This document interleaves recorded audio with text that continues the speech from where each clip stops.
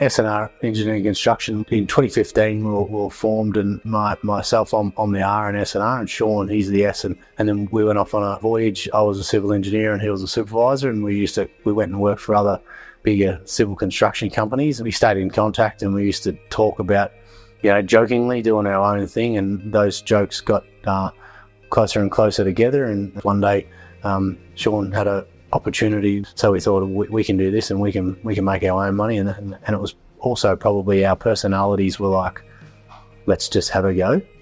S&R Engineering Construction, we're a civil construction business based in Bendigo. A lot of our employees, myself included, grew up in regional and rural areas.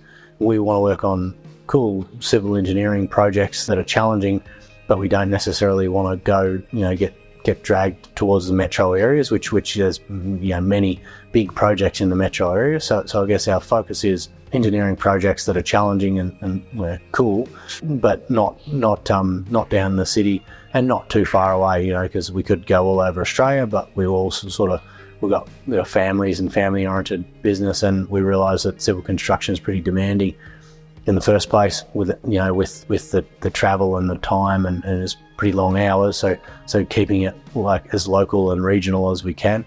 We also find that clients like working with us as much as we like working with them, because they're regional, we're regional, we want to stay like that. Our vision at the start was always to just have a go and be the best that we can be, and in our past lives when we worked for other companies, we did exactly the same. I applied myself and Sean applied himself to being the best. Another thing, we've always looked at where we are now and what we need to be where we are, and we've always, let's build a system or build a process or build something that's for the next evolution of our business. So then when it comes time, we got the opportunity and there's a bigger project or we want to expand, well, we're already ready. Significant milestones at S&R, there's probably a few along the way, and the first stepping stone, that we purchased our first office.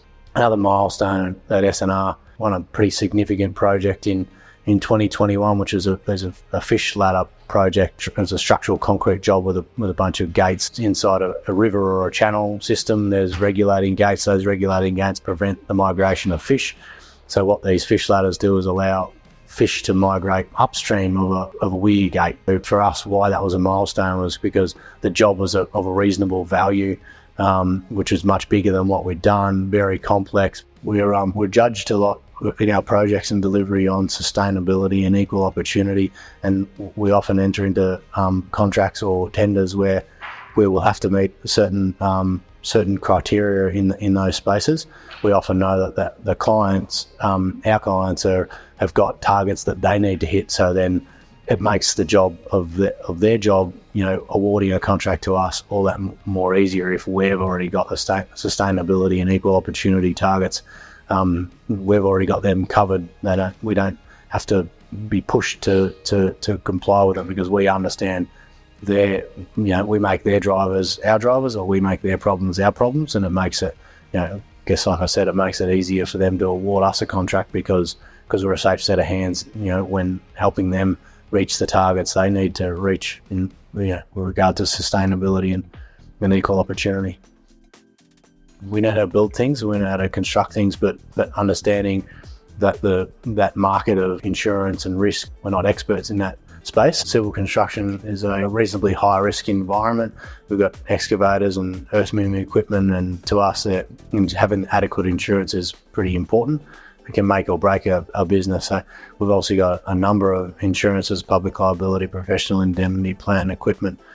To name a few, and they're all very important to our overall risk mitigation at S&R. Because of our high risk environment, it means the relationship we have with Adroit and our risk manager is pretty important.